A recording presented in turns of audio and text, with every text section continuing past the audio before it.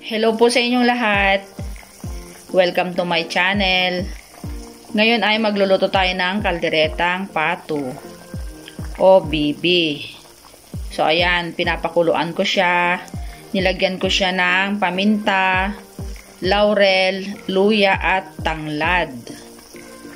Yan. Kailangan muna natin siyang pakuluan. Yan. Agluto tayo ti kalderetang pato. Paburukan pa ilaeng bago igisa. Paglagay na tayo ng mantika at butter. Inuna ko yung mantika para hindi masunog ang ating butter.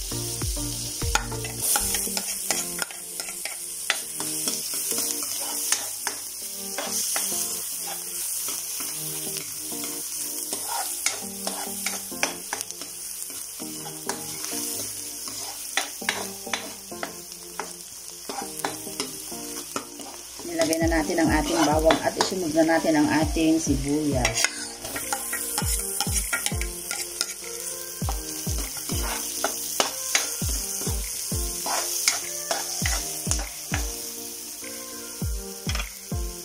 Dagdagan pa natin yung butter.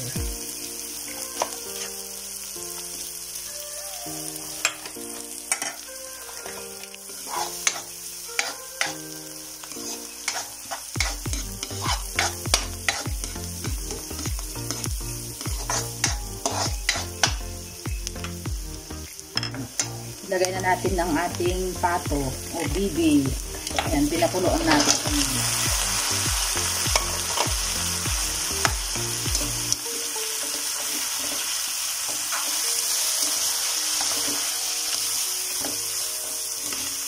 At maglagay tayo ng paminta.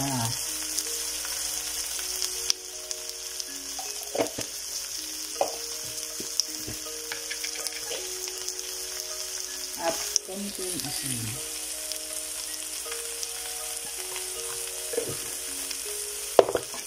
Ulit natin. Lagyan natin ng pineapple juice.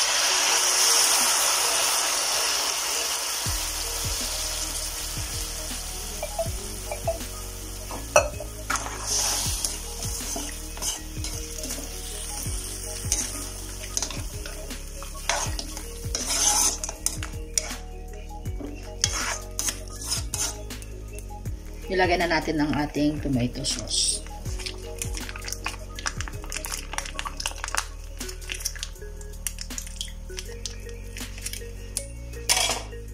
Yan, haluin ulit natin.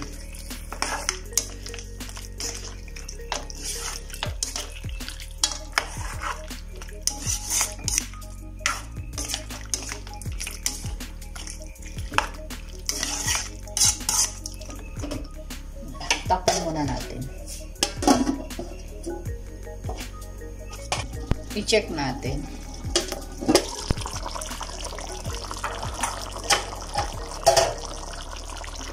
Ilagay na natin ang ating patatas.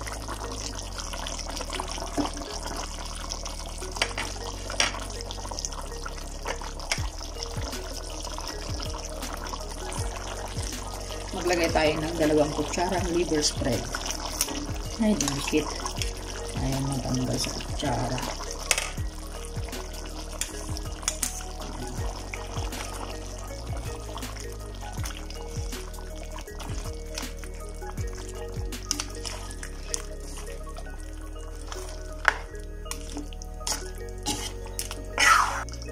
Ayan, at nilagay ko rin ang kanyang itlog. Diba? Bigit pa yung liver spread sa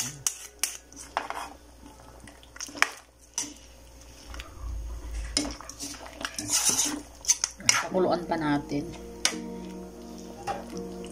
Dadagdag ako ng konting tubig.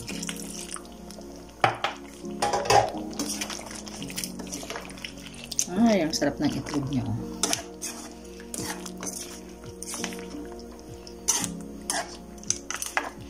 Yan, pakuluan pa natin. Lagyan na rin natin ng ating bell pepper at saka carrot.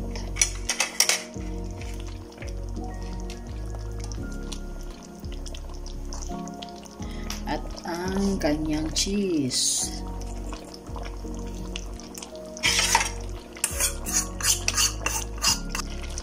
At maglalagay ako ng pineapple chunks.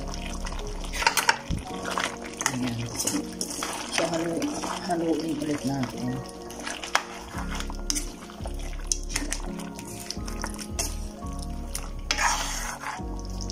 Pan muna natin. Check natin.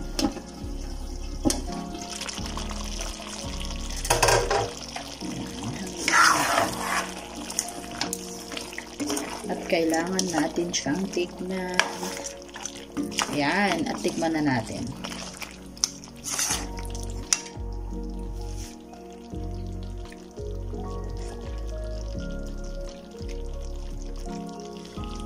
Sarap. Pero kailangan natin magdagdag ng asin or toyo. Toyo na lang ang ilalagay ko para mas makulay siya. Depende sa inyo kung asin lang ang ilalagay nyo. Pero ako siguro toyo na lang para magkulay siya.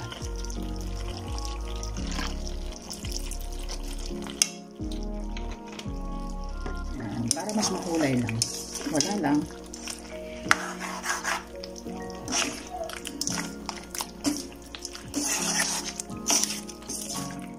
Ay, napakasarap.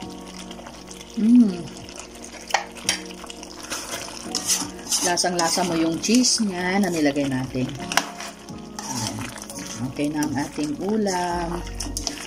Sana po nagustuhan po ninyong ating recipe ngayon.